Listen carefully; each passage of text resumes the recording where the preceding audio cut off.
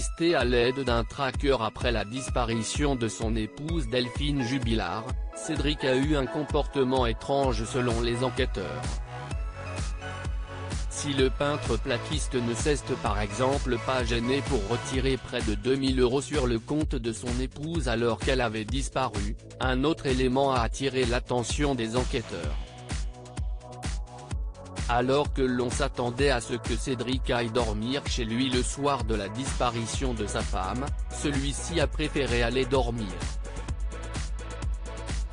chez ses parents.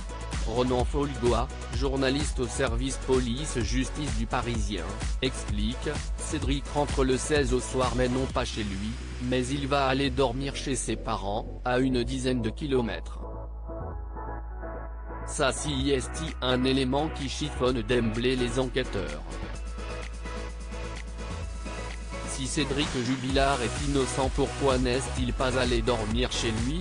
En tout cas attendre son épouse, un éventuel retour. Au cours du 16 décembre, jour de la disparition de Delphine Jubilard, Cédric avait été convoqué en début de matinée à la police pour signaler la disparition inquiétante de sa femme.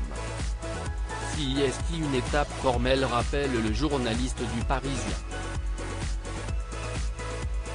Il est entendu sur les circonstances de la soirée et puis le 16 dans l'après-midi il est conduit à Castres chez un médecin légiste parce que les enquêteurs veulent vraiment examiner dans les détails, voir s'il n'a pas des traces de griffures, voir si sur ses ongles il n'y aurait pas éventuellement du sang.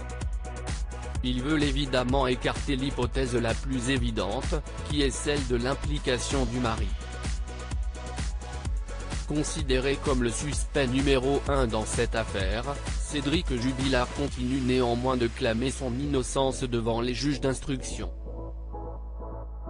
Incarcéré à la maison d'arrêt de Cesse suite à sa mise en examen pour meurtre sur conjoint, le peintre plaquiste a été placé à l'isolement et n'a aucun contact avec ses enfants, placé depuis chez la sœur de l'infirmière.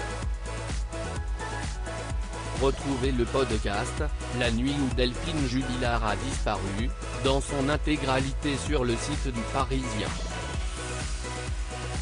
Cédric Jubilard reste présumé innocent jusqu'au jugement définitif de cette affaire.